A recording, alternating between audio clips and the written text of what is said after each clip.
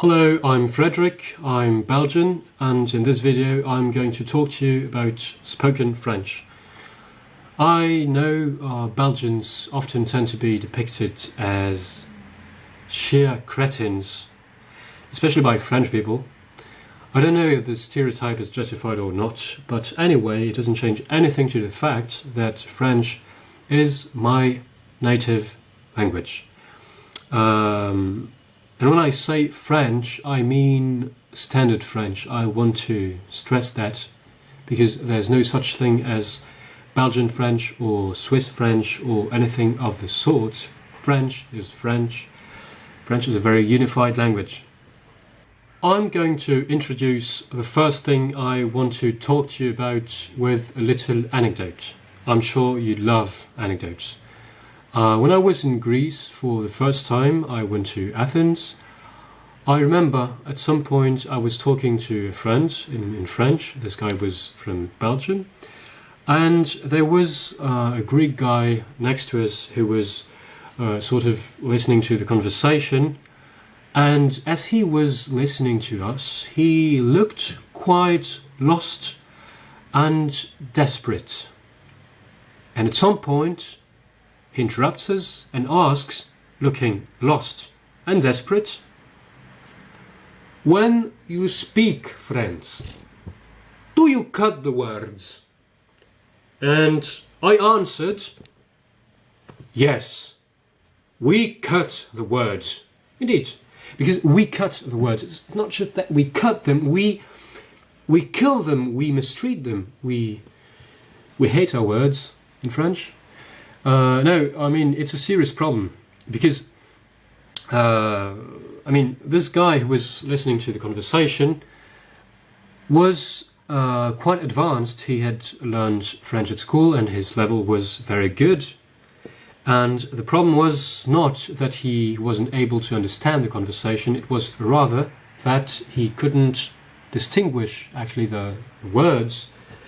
And before you think anything, it hadn't got anything to do with our accent. I mean, we're fully competent speakers of French and we are intelligible to any other competent speaker of French, so nothing to do with any sort of so-called Belgian accent. No, it has to do with language itself, trust me. So in French we indeed tend to, let's say, cut the words. I don't even know if we say that, if the expression cut the words exists, but that's the expression that this guy had used. Alright, so that's actually something we also do, let's say, in English, with groups of words. For example, we don't generally say things like I am. You will rather say I'm, and you generally don't say do not, unless you really want to insist on the fact that you do not something. You say don't, you know. So it's kind of the same thing, but the great difference is that, you know, so don't is the contracted form of do not, I'm is the contracted form of I am, but these contracted forms exist in a written, in a written form. So a learner of English knows that he mustn't say do not in the spoken language, but don't, and he knows that he has to say I'm and not I am all the time, because it's written, and he will at any rate learn that at school. The thing is, the same phenomenon exists in French, but since we don't write these contractions, chances are great that you will not learn it at school, or if you learn it or if you hear about it, the teacher very often won't insist on that enough. Sometimes because if the teacher is not a native, he might not even be aware himself or herself. After all, women can also teach. So she or he might not be aware of the fact that, aware of all these contractions and of how important they are in order to be able to understand the spoken language. But enough talking, let me give you concrete examples. Let's start with a very common and important example. Je suis. I've already talked to you about that. In real life, when talking to someone, you will never say je suis, unless in a very particular context.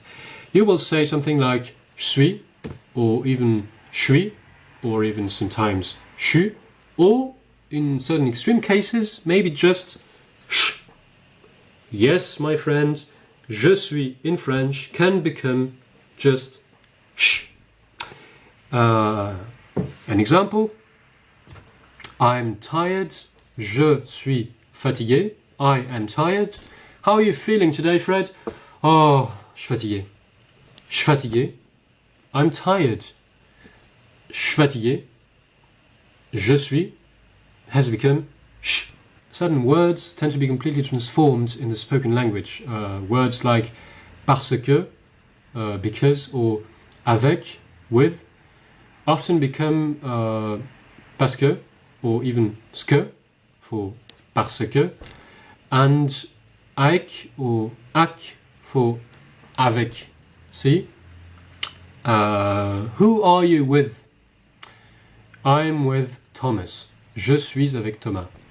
You will say je suis avec Thomas. Je suis avec Thomas. See? Je suis avec Thomas.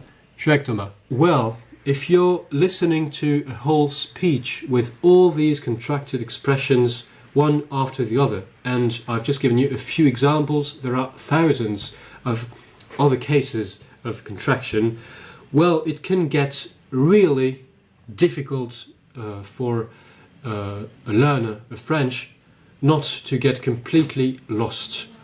Écoute, là, je suis trop fatigué parce que ça fait des heures que je suis avec Thomas, je pourrais pas te rejoindre au cinéma. What I've just said is, écoute, là, je suis trop fatigué parce que ça fait des heures que je suis avec Thomas et je ne pourrai pas te rejoindre au cinéma. There are plenty of ways in which words can get modified in spoken French, but there's one rule that you can always apply. You might know that the most common letter in French is I, so the letter that we call E. This letter, E. It's the most common letter. It's not worth anything at Scrabble. So it's a bit as if we had too many E's and we wanted to get rid of some of them. I'll give you a very simple example. Je vais te le donner. I'm going to give it to you. So it's a very simple sentence. Je vais te le donner. I'm going to give it to you. First of all, je vais becomes je vais because the E in je generally falls, je vais, instead of je vais. That's one thing. But what I want to talk to you about is that we don't like in French to have two E's, one after the other. In this case, we have je vais te le donner, te le. You won't say that unless you're reading a text and articulating, but if you're speaking, you will never say je vais te le donner, or even je vais te le donner. No. You have actually two possibilities. So you have two E's. One of them has to fall. Either the first one, either the second one. So, first possibility. The first E falls. Je vais te le donner. Je vais te le donner. The first E falls. Je vais te le donner. Je vais te le donner. The first E has fallen. Second possibility. The second E falls. Je vais te le donner. So, I repeat, you have this sentence. Je vais te le donner. Je vais te le donner. There are too many E's. Two E's, one after the other in te le. Two possibilities, either the first one falls, either the second one. So if the first one falls, it's je vais te le donner. If the second one falls, it becomes je vais te le donner. So you can't have two E's, one after the other, like this in the spoken language. Now, you can't remove everything, of course, so you can't remove both E's. You can't say something like Je vais te le donner. Te le donner. No, no, no, no, no. It's not possible because it's French. It's not Polish or even German. You can't have 5 consonants one after the other, right? So we have vowels, and don't worry, but we just don't like to have too many E's one after the other.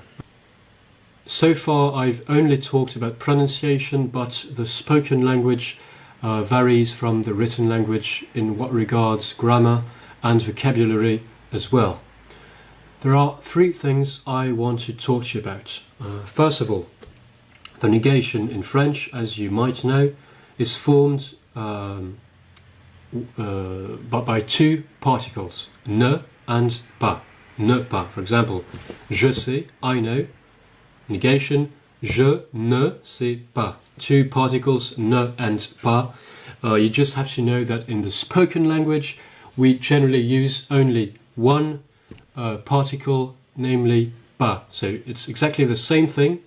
You just remove the ne. So je ne sais pas becomes je sais pas, which generally becomes je sais pas. But that has to do with contraction pronunciation. I don't want to go to the cinema. Je ne veux pas aller au cinéma generally will become je veux pas instead of je ne veux pas. Je veux pas aller au cinéma. See? So you just use pas and you remove the ne. That's one thing. Second thing, questions. You might have learned that in French, in order to form a question, so one way is to use the inversion. For example,